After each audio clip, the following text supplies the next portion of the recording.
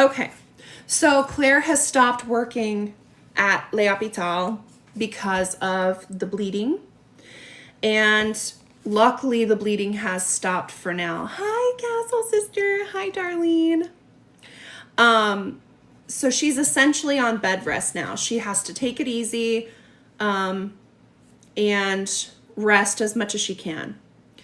And Mother Hildegard has sent her this, I think Claire calls it like an elixir. It was just this brown medicine, we'll say. And it was from the midwives to prevent a loss of a child, we'll say. Jamie has intercepted a letter from King James, and King James has learned of his son Prince Charles's wine business venture. And he's like, oh, this is great. This is wonderful news, because he thinks that Charles is going to use that business venture to start a life in Paris, to make a life for himself. But Claire's spoken to Louise, and Louise was told by Charles that he has something planned, something big, something huge. And Jamie and Claire know that whatever this is, it's not good. So they have to stop him. Myrta tells Jamie and Claire that there's been an outbreak of smallpox in Portugal. And so Jamie has a light bulb go off, and he was like, oh, I have a wonderful idea. Now, this is different from the show because it was Claire's idea. So Myrta's going to set out for Lisbon, and he will take passage on the Comte's ship as it comes to France.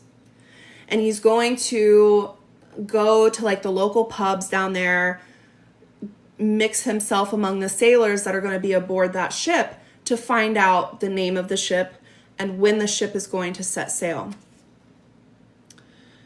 While he's aboard the ship, while it's on its way back, or not back, but to Paris, he's going to take these herbs that Claire has given him to make it look like he has smallpox. And Jamie is going to meet them and board the Comte's ship because, for a couple different reasons. So the captain's going to know that if someone on board has smallpox, he's screwed, right? Like, he's going to lose out on the money. The cargo has to be destroyed. And so he's not going to be happy. So with Jamie coming aboard and saying, well, I'm a wine merchant, he might be like, well, let me just sell this to you so at least I get paid. Plus, with Myrta having smallpox, back then, it was highly likely that they would have just unalived Myrta, threw him overboard so they could still, deliver their cargo and get paid.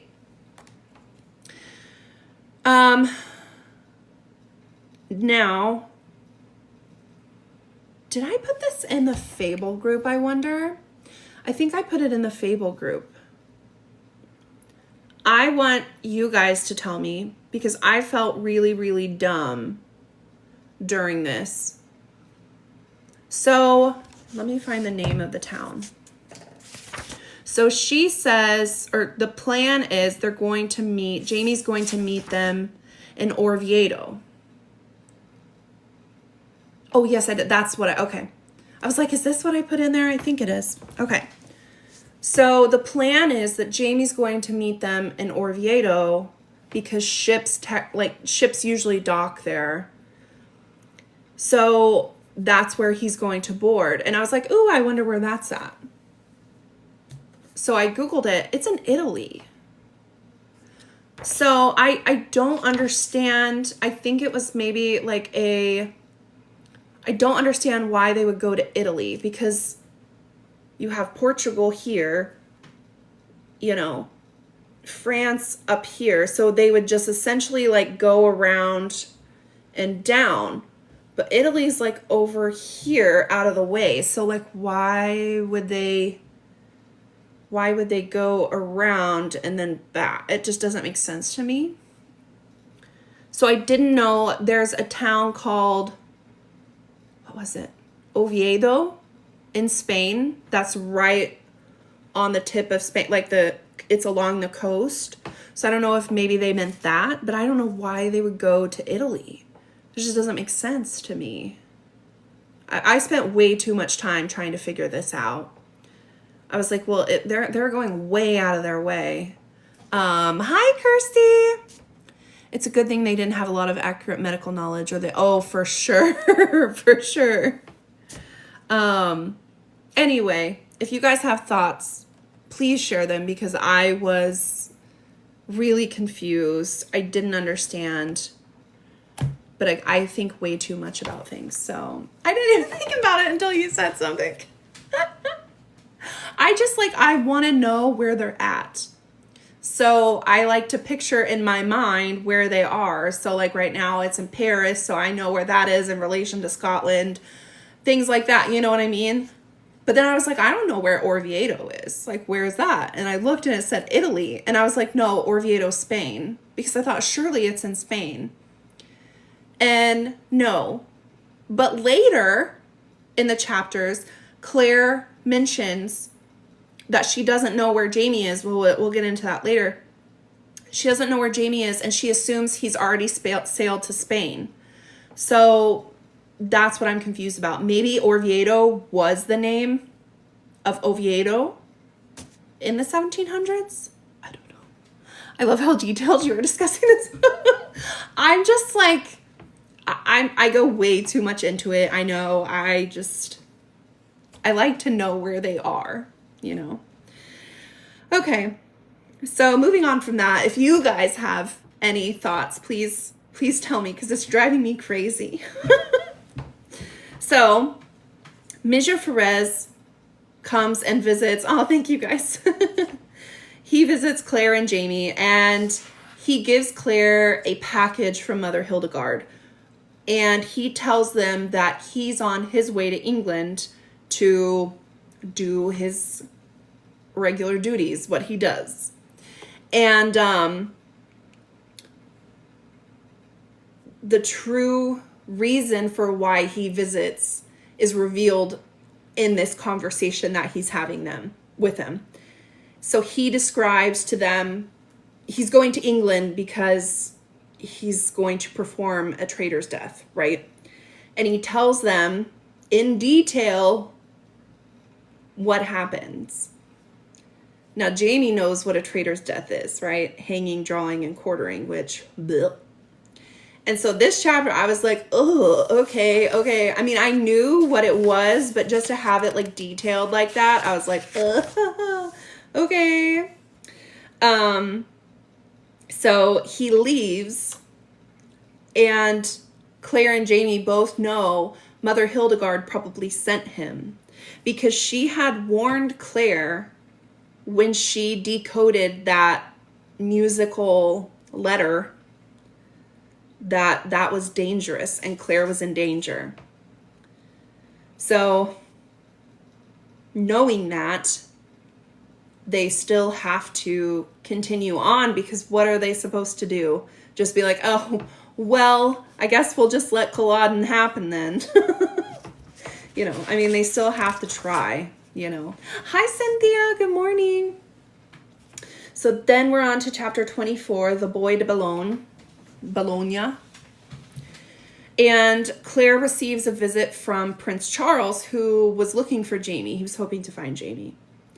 And he's wanting Jamie to sell this wine that is coming from Portugal, because he has heard that Jamie can, you know, strike a hard bargain. He can get more out of the people than they're willing to pay.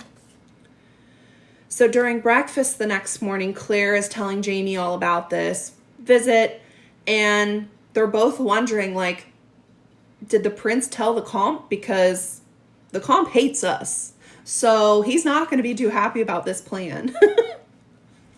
So a message comes for Jamie, and it's from his foreman of the warehouse. And this foreman has gotten himself into trouble at a brothel, and he basically needs Jamie to pay his bill for him. So Jamie takes Fergus with him, and he tells Claire, I'll be back for lunch. No problem. Don't worry. And I love this part too, because they talk about Alfred Lord, like there's a Alfred Lord Tennyson quote, and then she said, oh my gosh, words. She gives the quote of the Rabbie Burns poem, Freedom and Whiskey Gang Together, which we see in the show. So I thought that was really cool. So Claire is taking a nap in her room, and she thinks she hears Jamie, but she opens her eyes and rolls over, and there's no one in the room. So she just goes back to sleep. And a little bit later, Magnus wakes her up because she has a visit from Louise and Marie d'Aubenville, which is just another lady in their circle.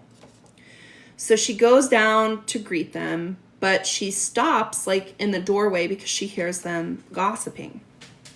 And Marie is telling Louise that Jamie got into a fight in a brothel with an Englishman, and Jamie has challenged him to a duel. And Claire starts to feel faint because she knows who... I know, gossiping in her own house before she comes down is crazy. Do you think she knows? Should we tell her? You're talking about her husband. Oh my God. So Claire starts to feel faint because she knows that the Englishman is Jack Randall. Right, she knows. I was literally typing this. So Magnus helps her back upstairs, and she goes to her medicine box to retrieve things just in case she were to faint. And she sees a note from Jamie, and it says, "I'm sorry, I must." So she can't understand, why would he do this? Why would he break his promise to me? But she also knows in the back of her mind, Blackjack isn't the kind of person to go to a brothel just to take a woman, right? He doesn't do things that way. He needs to inflict pain. So if Jamie had happened to walk by or come across him hurting someone, he would try to stop it, remembering what happened to him, right? So Claire then thinks about Frank, and she's terrified, and she knows that she has to stop this duel from happening. So Claire thinks she knows where the duel is going to take place, and so she goes there in a carriage, and she waits, and she has a teenage boy go around the different parts of the woods looking for where they are, and they finally find them. So she starts making her way there, and she notices, she thinks it's from the carriage ride, but she's starting to have a lot of lower back pain. So they make it to them, and she says that she can hear them before she even sees them, and they've already started. So she knows she can't interrupt them because that could be detrimental to Jamie, right? If he looks at her, that would give Blackjack a chance to attack him. So this next part is very heavy trigger warning for child loss. So I would just say skip this live if that's not something you can handle, because I totally understand. I'm really glad that these chapters weren't as bad for me as what it was in the show. The show, I have to skip that part. I can't watch that part. I don't know if things are going to change whenever she sees Jamie again and they have a discussion. I don't know, because that'll be in the next batch of chapters that we read.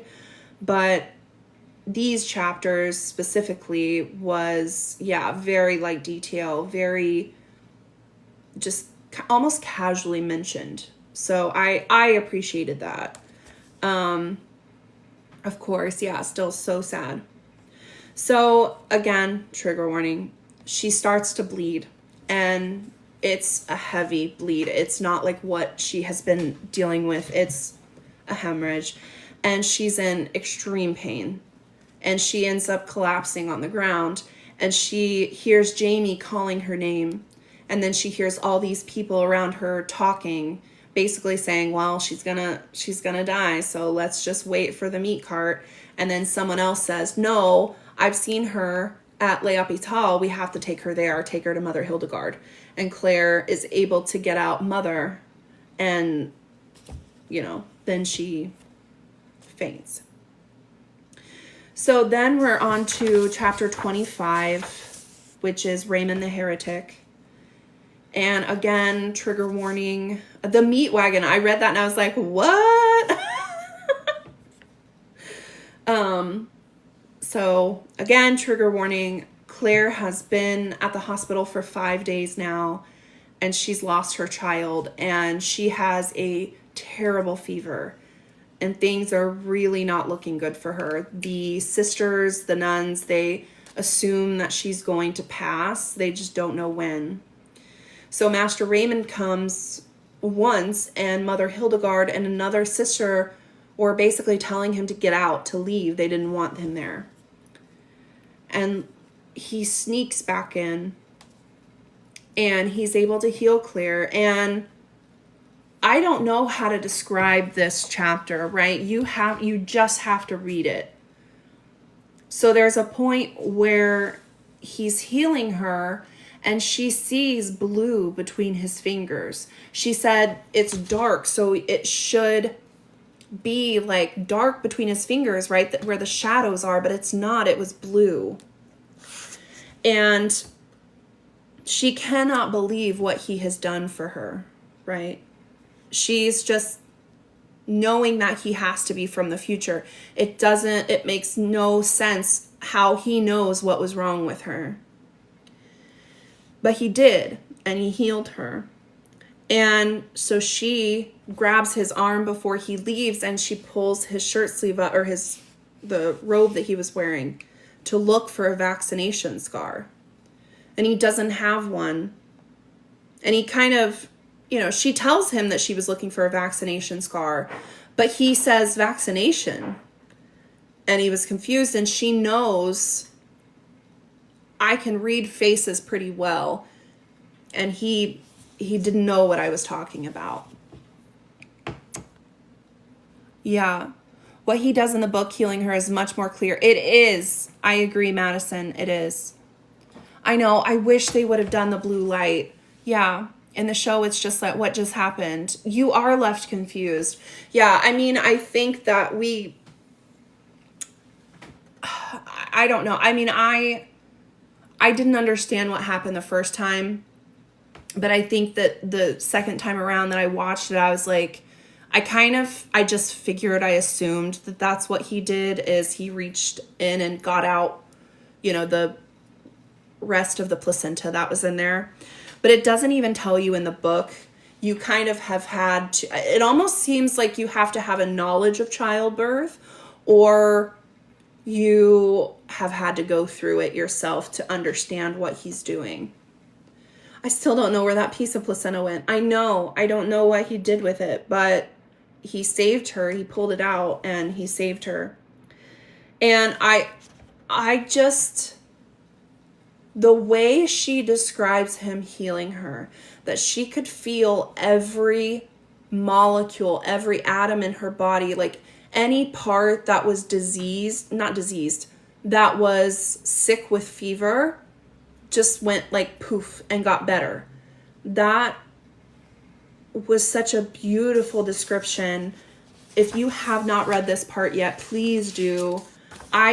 My words cannot do it justice as to how she described him saving her. It is absolutely beautiful how he was able to do that in the description. So she asks him why he calls her Madonna still, because she's lost her child. And he tells her, that's not why I call you Madonna. It has nothing to do with the fact that you were going to be a mother. And he says, everyone has a light about them, and yours is blue like mine, like the virgin's cloak. That's why I call you Madonna. And he also, so we know what Jamie's color is too. because he says, call to the red man. And I don't know at that time that she realized what he meant by red. She probably thought he meant his hair, right? The red-headed man, call to him. He meant his aura. His aura is red. Now I know what red means. Red. Now I know what red means. But I'm sure we'll get into that later in the books. Yeah. So blue is for healing, right? And Claire is like Master Raymond. They share that. So please, if you're not at that part yet, please read it. It's incredible. Call to him, Jamie. Yeah, I know.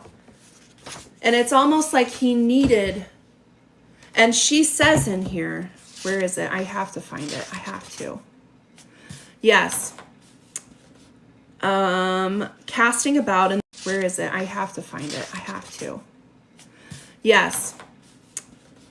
Casting about in the random patterns of my mind for help, I heard the voice still muttering patiently but firmly, call him. And I sought my anchor. And then she calls to him. He is her anchor. He is what gets her through everything. Oh. You're giving such teacher vibes. Oh, Bestie, you're so sweet. Thank you. I know. Oh my gosh. The show did that phenomenally. I wish they would have just added the blue light with it. But I know that they kind of with the wolf scene, right, where it's a nod to it. I think they give us a lot of blue light nods in the show with the lighting and things like that. So, but I still wish we would have got it. So in chapter 26 is Fontainebleau. And Claire has been sleeping for several days. Her fever is gone. Her body is healing. But she's sad. She's depressed. Wakes to these voices around her. And when she kind of wakes up, she realizes she's being carried. So Louise has come to take her to her country house so that Claire can recover. Like Jamie's ghost was dead a lot, and this part said something about calling ghosts when Claire is almost. Oh, it did? Where? It said something about calling for a ghost. Ooh, I must have missed that.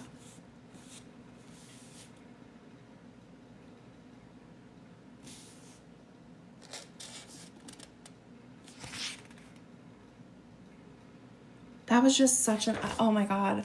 I think I noticed. Okay. Yeah. Let me know where it's at. Cause I want to see it. Oh my God. That was a phenomenal chapter. It was so good. Okay. So I have to take my sweater off because what chapter was that? 25. And it's important to note too that Mother Hildegard does not like Raymond, right? Does not like him at all. But what are you going to do? Claire likes him. Okay, so Louise has come to take Claire to her country house so that she can rest in, kind of pretty much in peace, right? Go out, get some fresh air, things like that.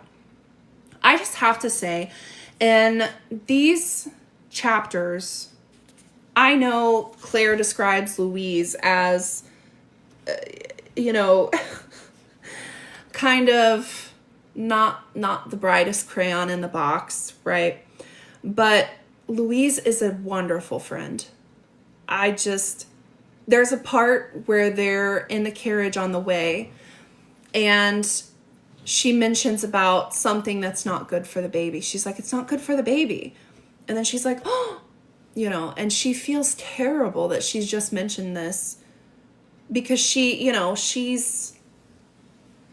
just said it like without thinking. And she realizes, my friend just lost her child. And she felt terrible. And she just takes care of Claire.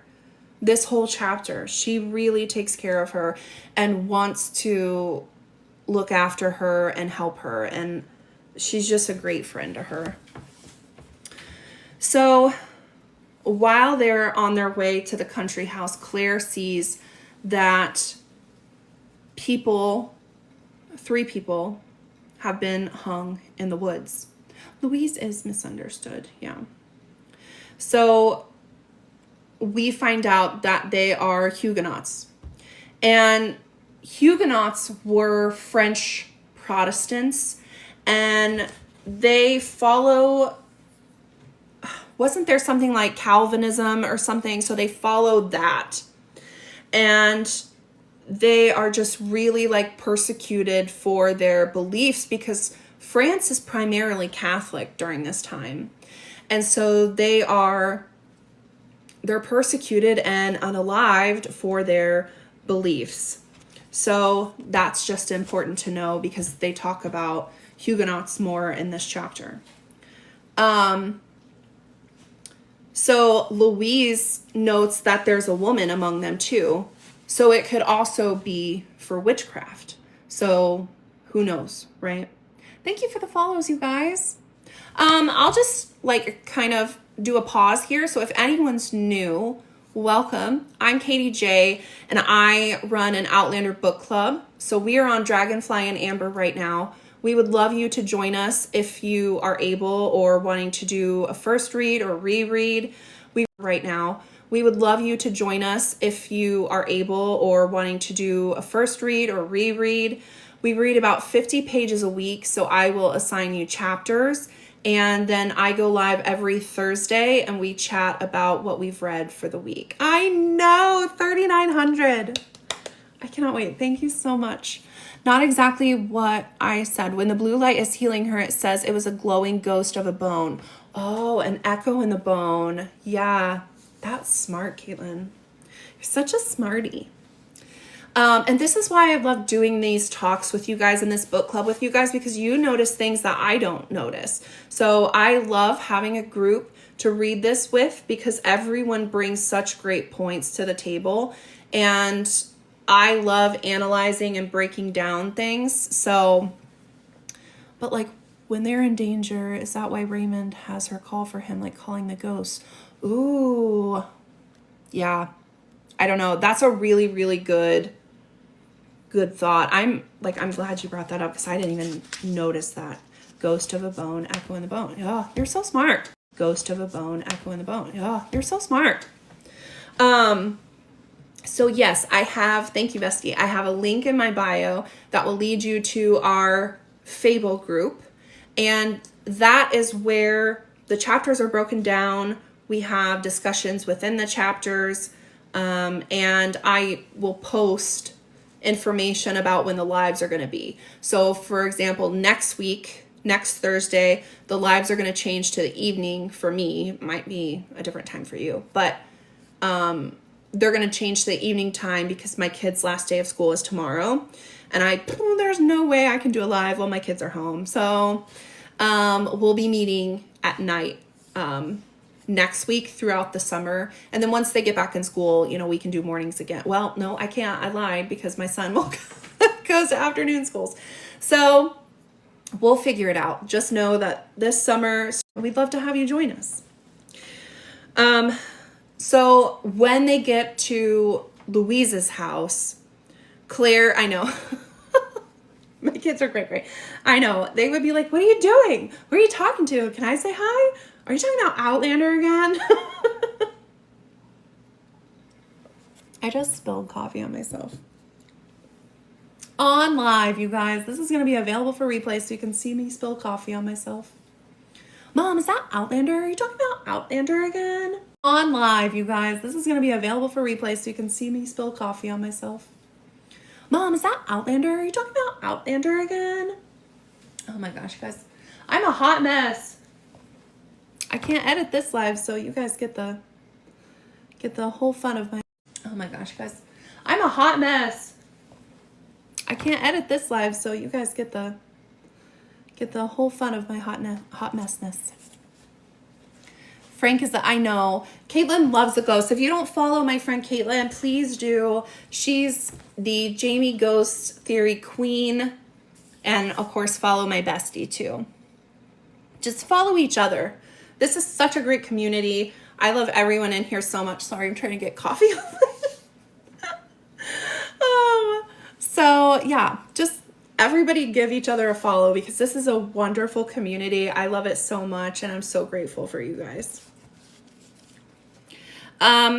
So Louise tells Claire, you should really attend mass each morning because there's a lot of rumors going around about you being La Dame Blanche, and the servants are scared, and anything you can do, your connection is unstable.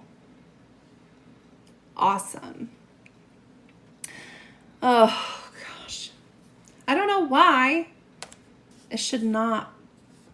So hopefully the replay is okay. If it's not, is it like glitchy over on this side? Oh, yay, Satara. I know, I'm so glad. I'm so thankful for you guys because your live was just glitching, but I left and came back and it was fine. Your video is good for me, a little bit for me. Oh, it's storming here really bad. We've had storms the last 3 days, so that's probably why. Okay, I'm so sorry. I hope the replay is going to be okay. I hope. Glitching for me now too, but it's okay. I glitch. Yeah, it's the weather. We are not out of we're under a rain cloud and it needs to go away. Oh no, water in your basement. Oh, I'm so sorry. That's the worst. I have coffee in my hair now, you guys. At least it'll smell good, I guess. I really am a hot mess. Our weather is terrible. Constant. I know it's, I'm over it and it's like 50 degrees here today. If you married Jamie, who would be your favorite in-law? Jenny.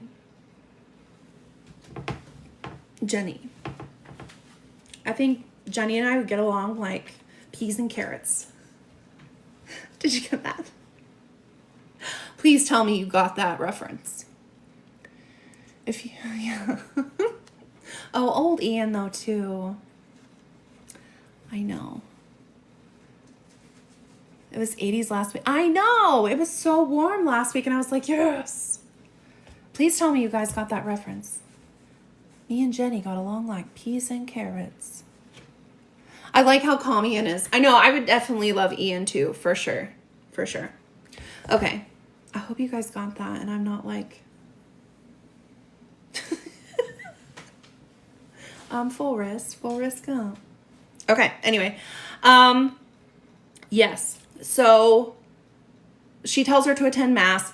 Anything you can do to kind of help yourself look not like La Dame Blanche is going to help you. So Claire's not sure where Jamie is. And she kind of just assumes that he's already sailed to Spain by now. And she notices Fergus. And she... Bless you. She notices how... Jamie! She notices how lost Fergus is without Jamie. And she goes up to him and she notices that he desperately needs a bath. And so she tells him to take a bath and he refuses. He takes off running. And poor Claire, she's chasing after him. And she ends up coming up to a shed and she sees someone. And this person is absolutely terrified of her. And she, he's in poor health. He's very malnourished, very skinny, like skin and bones. His clothes are dirty. You can tell he hasn't bathed in a long time. And he is like absolutely trembling. And she's like, oh, for Pete's sake, like I'm not a witch. So, this part cracked me up though. So she starts like reciting a prayer in Latin to prove that she's not a witch, And he kind of is shocked at first. And then he ends up telling her, no, I thought you were going to be, you were going to turn me in. So it turns out this man is a pastor, and he's hiding out so he's not unalived, right? Because he's a Huguenot. So some of the servants in the house will bring him food, and he just kind of, survives off that, I guess, of their charity. So he tells Claire that he's heard that they call her La Dame Blanche, and that she's an associate of Master Raymond, or Raymond the Heretic, as he's known.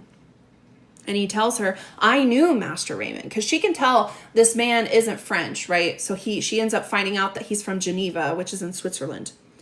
And so he says, I knew Master Raymond when he lived in Geneva. And while he was there, he was a really well-known, prominent physician and herbalist. But now that he's moved to Paris, he's gotten involved in all these occult things, and he, basically is someone that the pastor does not recognize. And he even mentions that it could be possible. He tells Claire about this sorcerer, right, that would do all sorts of terrible things. And he ended up being unalived for this, right? And the pastor says that Raymond could have possibly been in works with that sorcerer, or an apprentice of his, right?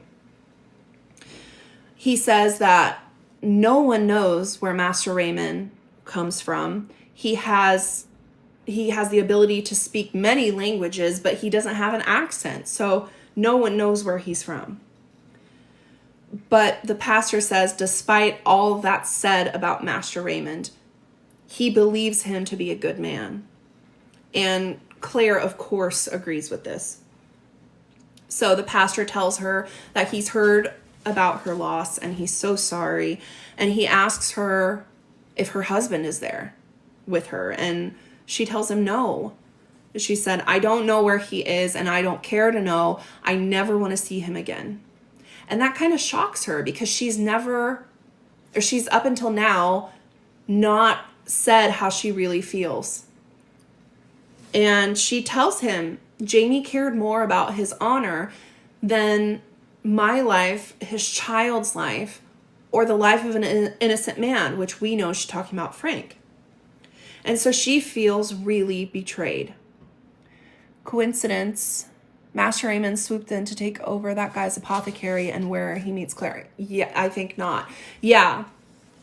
So that was what they were saying too, is that that looks suspicious, and that made them think that he was an apprentice of them. I think you're absolutely right, Caitlin. I think that was very much done on purpose, because we know, well, I guess we don't know, so I won't ruin that. Never mind. Never mind. We'll get there when we get there. So Claire just really feels, remember when they made their marriage vows,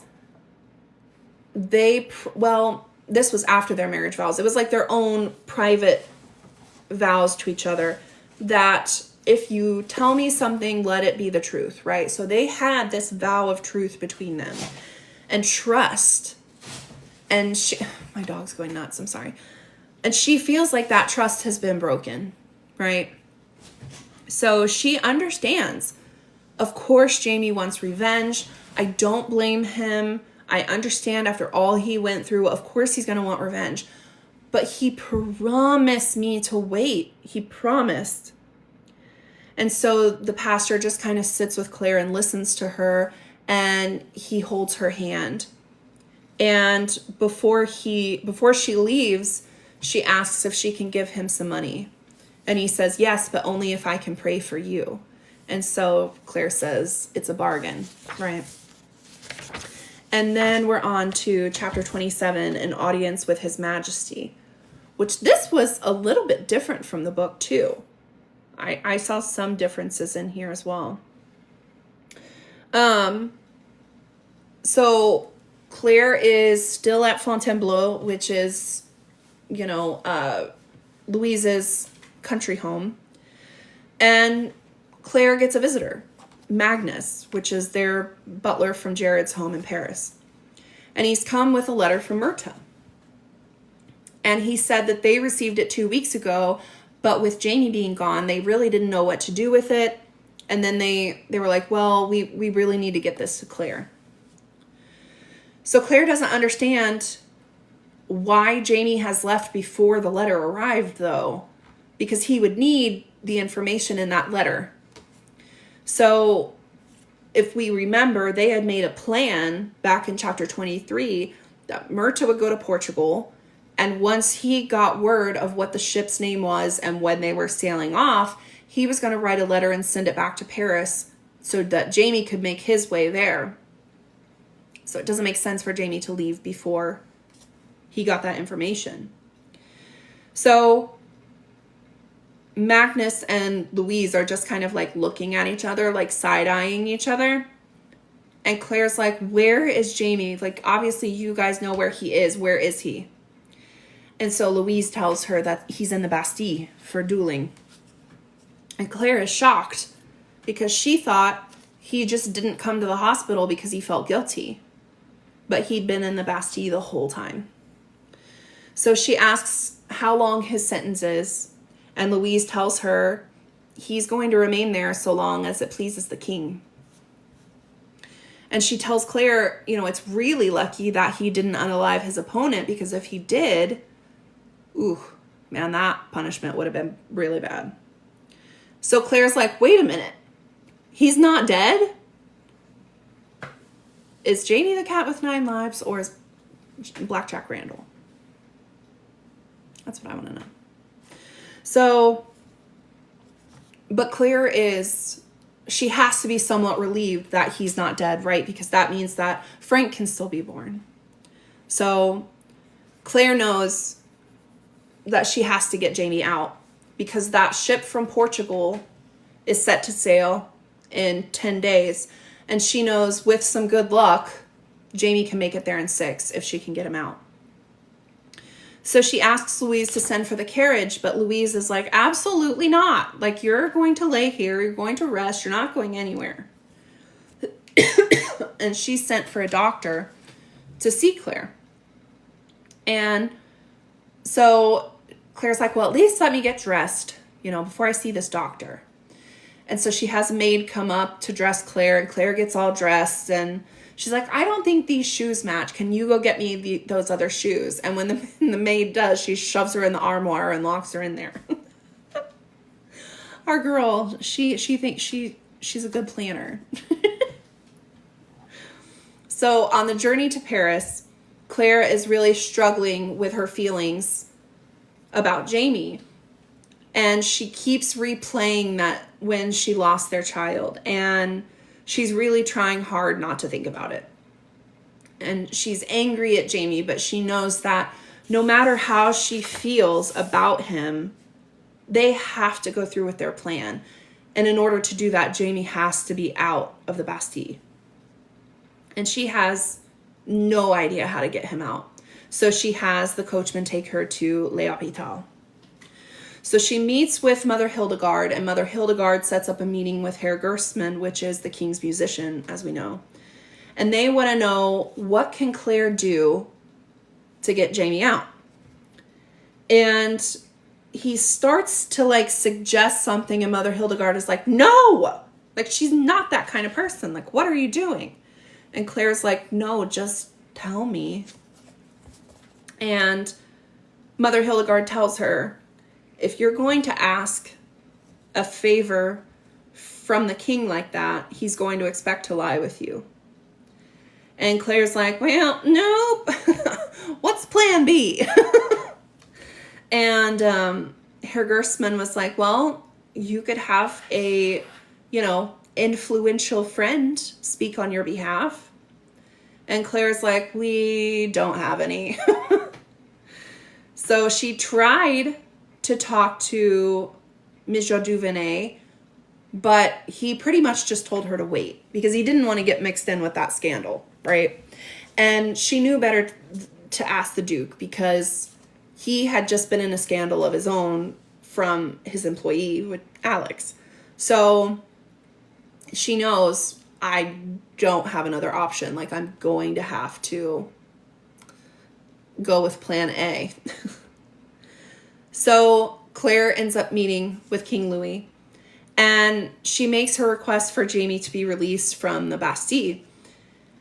And she tells him, it's not his fault. Jamie was provoked. He's a Scotsman. His honor is everything, blah, blah, blah, blah, blah.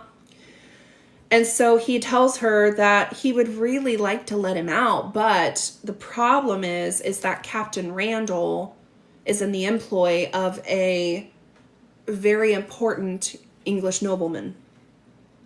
And Claire knows it's the Duke of Sandringham. The Duke of Sandringham? The Duke of Sandringham. And he tells her that this nobleman has really pushed to see Jamie full punishment. Of course he is. And Claire knows why he's doing that, right? It's not because he cares about what happened to Captain Randall. He's mad that Jamie didn't take his offer, or a bribe really, of a pardon to end his friendship with Charles. And so the Duke thinks, well, if Jamie's in the Bastille for a few years, then, he's out of the way. So the king also tells Claire that he's heard that Jamie is a supporter of his cousin, James. And Claire assures the king, that's strictly business. And I think it's important to note that Claire's actually telling the truth here, right? Like, she's not lying to the king. Like, they're not for James. So she tells him it's strictly business, right? Like, Jared is a well-known Jacobite, and Jamie just has to keep up appearances because he's taking over the business now. Or, for the time being. And the king tells her if he were to release Jamie, Jamie would have to leave France.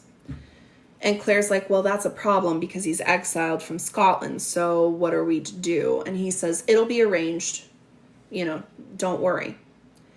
But if he does release him, he wants a favor from Claire. And Claire's like, oh, great. Here we go. Okay.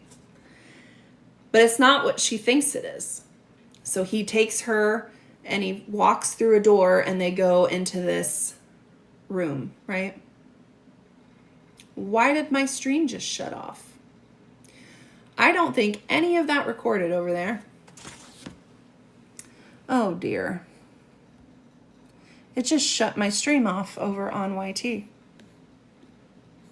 Oh boy.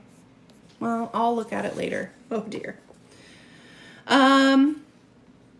So he takes her into this room, and inside the room are men in hoods, and you can't see their faces, and who else is there is the Comte and Master Raymond.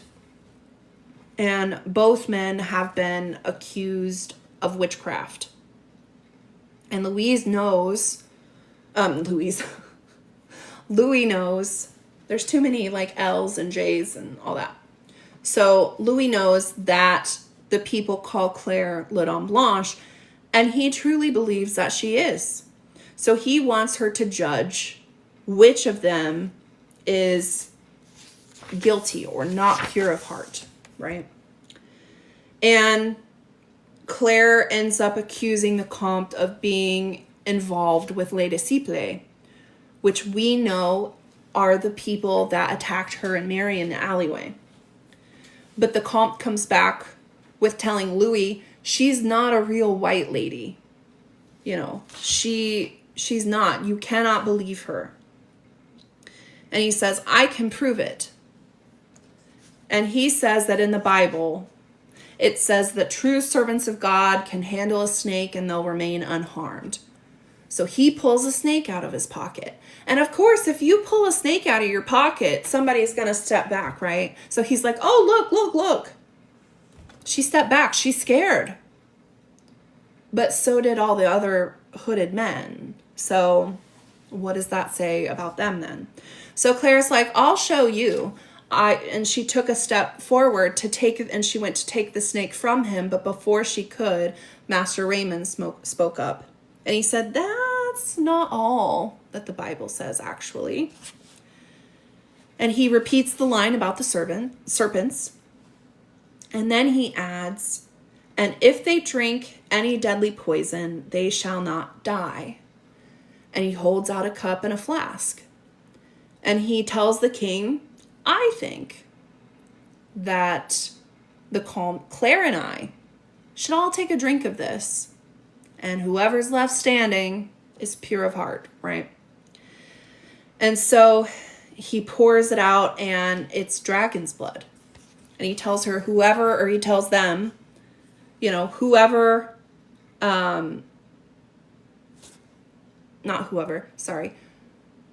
dragon's blood is harmless to those that are pure of heart. So Claire takes a drink, or she takes a couple drinks, I think. And then she notes that it just tastes like brandy with seltzer in it. So she hands the cup back to Master Raymond, and Master Raymond takes a drink, and he's fine. And he hands it, the comp's like, give it to me. But Master Raymond, they're in these like pentagram things on the floor. And Master Raymond's like, I can't leave this circle, so can Claire give it to him? So Claire takes the cup, and as she's walking over to him, now it doesn't say that her stone changes color in the book. It just says it feels heavier around her neck. Let me see. I did know that the cup I held in my hands was death. The white crystal hung around my neck, its weight a reminder of poison. I hadn't seen Raymond add anything to it. No one had, I was sure. But I didn't need to dip the crystal in the blood-red liquid to know what it now contained. So I don't know if that was, I swore he told her it would change colors in the presence of poison, but it does not mention that it changed colors, it changes weight. I don't know. Anyway, Claire knows. And the comte knows by looking at Claire. It's done. It's over, right? But no one saw Master Raymond put anything into the cup. So we're all confused as Claire is, because he's good with those sleight of hands. So the comte kind of hesitates drinking from this cup. And the king's like, go on, do it. Or are you scared? And the comte's like, no, I'm not scared. And then he takes a drink. And he falls to the floor. And everyone freaks out, right? And it's just absolute chaos. And that is where we leave the chapter. It's absolute chaos. Oh, man. So for next week, let's do 28 through 32. So 28, 29, 30, 31, and 32. These are short chapters.